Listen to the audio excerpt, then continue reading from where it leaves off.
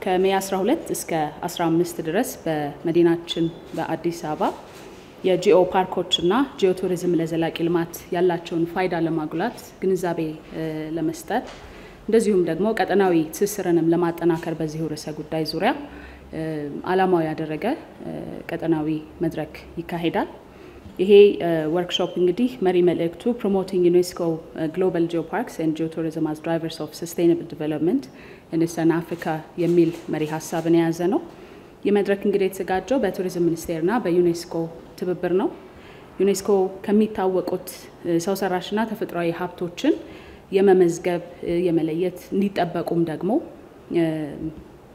በቅርብ ዓመታት ከዚህ በፊት ሲያደርጋቸው ከነበሩት የሰው ሰራሽና ተፈጥሯዊ የሆኑ ሀብቶችን የመመዝገብ የመጠበቁ ተልዕኮ እንዳለ ሆኖ ከቅርብ ጊዜ ወዲህ በተለያዩ አዳዲስ የቱሪዝም እንደዚሁም ደግሞ አካባቢ ጥበቃ ጋር ትኩረት ያደረጉ የተለያዩ ስራዎችን የሚያከናውነን የሚገኘው ለከርሰ ምድር ሀብቶችና ልዩ መልክዓ ምድራዊ አቀማመጥ ላላቸው ተፈጥሯዊ ሀብቶች እነዚህን የመከለል እንደዚሁ ጥበቃ ተደርጎላቸው ለዘላቂ ልማት እንዲውሉ ምቹ ሁኔታዎችን የሚፈጥር የጀመረው አሰራር አለ።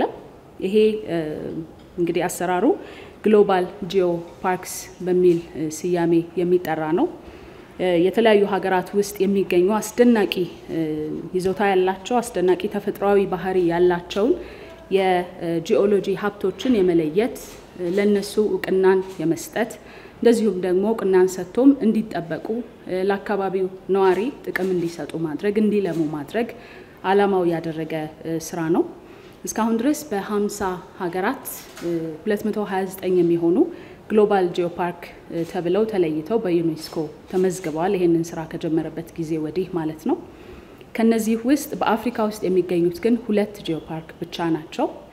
ይሄንን እንግዲህ እንደ መነሻ በማድረግ ብዙ ሊሰራበት የሚችል በአህጉራችን ያሉ ተፈጥሯዊ ሀብቶችን በዓለም አቀፍ ደረጃ ዕውቅና እንዲያገኙ ማድረግ ብቻም ሳይሆን ለልማት እንዲውሉ ለዜጎች ጥቅም እንዲሰጡ ማድረግን ብዙ ሊሰራበት የሚችል እንደሆነ ይሄ መረጃ ያሳያል። ሀገራችን ደግሞ ከዚህ ውስጥ እጅግ አስደናቂ የሆኑ የጂኦሎጂ ሀብቶች አሏት። ፍጹም አስደናቂ የሆኑ መልክዓ ምድራዊ አቀማመጦች ያላቸው ስፍራዎች አላት። ይህንን መነሻ በማድረግ ደግሞ በዓለም አቀፍ ደረጃ እነዚህ ስፍራዎች ዕውቅና እንዲያገኙ የሚገባቸውን የጂኦ ፓርኮችን ደረጃ እንዲያገኙ ከማድረግም ባሻገር ለዜጎች ጥቅም የሚሰጡበትን አካባቢዎቹ ተጠብቀው ለትውልድ የሚተላለፉበትን ሁኔታ መፍጠር ስለሚያስፈልግ እዚህ ላይ በሰፊው መስራት የሚያስችል እድል አላት ማለት ነው። እንደ ኢትዮጵያ ሁሉ ደግሞ በርካታ የምስራቅ አፍሪካ ሀገራትም ይህንኑ መልክዓ ምድራዊ ሀብት ይጋራሉ። ብዙ ሀብቶች አሉ፣ የጂኦሎጂ ሀብቶች ማለት ነው። እነዚህን ሀብቶች ደግሞ በአግባቡ መለየት፣ መጠበቅ እና ለዘላቂ ልማትም እንዲውሉ ማድረግ ደግሞ ከዚሁ በሀገራችን ለማካሄድ ካሰብነው ጉባኤ የሚጠበቅ አንደኛው ውጤት ነው። እንግዲህ የዚህ ሁነት ዓላማ በጂኦ ፓርኮችና በጂኦ ቱሪዝም ላይ የባለድርሻ አካላትን ግንዛቤ ማሳደግ ነው። አንደኛው አዲስ አሰራር እንደመሆኑ መጠን ሰፊ የሆነ የግንዛቤ ማስጨበጫ ስራዎች በስፋት ሊከናወኑ ይገባል። ይሄ በሀገራችን ብቻ ሳይሆን በቀጠናውም በአጠቃላይ በሀገሩ አቀፍ ደረጃም በስፋት ሊሰራበት የሚገባ ጉዳይ እንደሆነ ማንሳት ይገባል። ሌላው በሌሎች የምስራቅ አፍሪካ ሀገራትም ጭምር የግሎባል ጂኦ ፓርኮችን ፕሮጀክትም ለማከናወን እንዲቻል ሰፊ የሆነ መነቃቃትንም የሚፈጥር እንደሚሆን ይጠበቃል። ከዛም በተጨማሪ ደግሞ የዩኔስኮ ግሎባል ጂኦ ፓርክ ጽንሰ ሐሳቦቹ፣ አሰራሮቹ፣ አመዘጋገቦቹ እንደዚሁም ደግሞ ወደ ጥቅም እንዲቀየሩ ማድረግ የፕሮጀክት ቀረጻዎችን እና የተለያዩ ከዚህ ጋር ግንኙነት ያላቸውን የተለያዩ ሐሳቦችንም በማንሳት በርካታ ባለሙያዎች ምክክር ያደርጋሉ ተብሎ ይጠበቃል። ከዛ ባሻገር ባለድርሻ አካላትም በጂኦሎጂካል ቅርሶች ፋይዳ ላይ በቂ ግንዛቤ እንዲኖራቸው ማድረግ እነዚህን ሀብቶች በአግባቡ መለየት፣ መጠበቅ እና ደግሞ በማልማት ውስጥ ተጠቃሚነትን ማረጋገጥ የሚለው በዚሁ የሚጠበቅ ሌላኛው ውጤት ነው። በጂኦ ፓርኮችና በጂኦ ቱሪዝም መካከል ያለውንም ትስስር በማጉላት በዘላቂ የቱሪዝም ልማት ላይም እንደዚሁ የራሱን አስተዋጽኦ እንዲያበረክት ማድረግ ከዚህ አህጉር አቀፍ እንደዚሁም በቀጠናው ሀገራት ላይ ጭምር ትኩረት ያደረገው አህጉር አቀፍ ኮንፈረንስ የሚዳስሳቸው ርዕሰ ጉዳዮች መካከል የሚጠቀስ ነው። ከዛ ባሻገር ጂኦሎጂካል ቅርሶችን ደግሞ እንዴት ነው መለየት የሚቻለው? እንዴት ነው ማጥናት የሚቻለው? እንዴትስ መጠበቅ ይቻላል? እንዴት ለማህበረሰቡ ጥቅም እንዲውሉ ማድረግ ይቻላል የሚለው የተለያዩ ባለድርሻ አካላት የሚመክሩበት እና መፍትሄ ሀሳቦችንም የሚያስቀምጡበት እንደሆነም የሚጠበቅ ነው።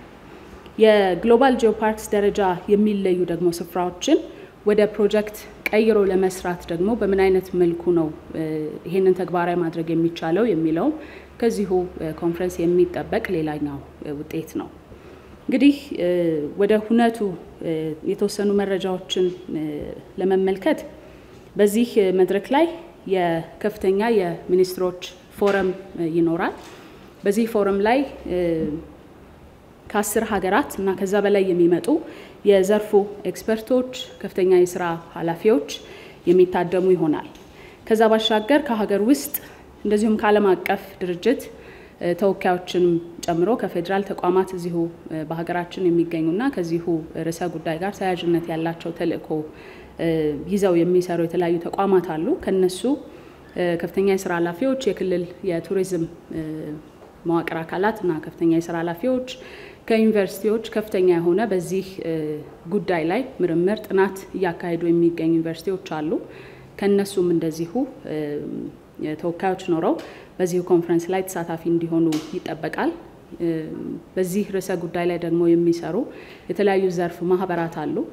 እነዚህ የዘርፍ ማህበራትም እንደዚሁ የሚሳተፉበት እንደሚሆን ይጠበቃል። እንግዲህ ከአዳራሽ ከሚደረገው ሁነት ባሻገር ደግሞ የታቀዱ የጉብኝት እንደዚሁም ደግሞ የምርምር ምልከታ በሁነት ውስጥ የተካተተ ነው። በተለይም የጥያ ትክል ድንጋዮችን የመልካ ቁንጥሬ ባልጨት የአርኪኦሎጂ ስፍራን እንደዚሁም በእነዚህ አካባቢ የሚገኙ ስፍራዎችም ጉብኝት ይደረግባቸዋል፣ ተግባራዊ ምልከታም ይደረግባቸዋል። እነዚህ ቦታዎች ላይ ያሉ ምቅ ሀብቶችንም እንደዚሁ ለዓለምም ለማስተዋወቅ ከፍተኛ እድልን ይፈጥራል። ከዛ በተጨማሪ ደግሞ እንደዚህ አይነት አህጉር አቀፍ ቀጠና ተኮር የሆኑ ጭምር ሁነቶች የተለያዩ የመንግስት ተቋማት የተለያዩ የሚመለከታቸው አካላት ሁነቶችን እያዘጋጁ እንደሆነ ይታወቃል። አንዱ በኮንፈረንስ ቱሪዝም ትልልቅ ሁነቶችን ወደ ሀገራችን ማምጣት በሀገራችን ያለውን የኮንፈረንስ ቱሪዝም የኢንዱስትሪውን የማነቃቃት ከፍ እንዲል የማድረጉ ስራ ብዙ አካላት ኃላፊነት ወስደው እየሰሩበት እንደሆነ ይታወቃል።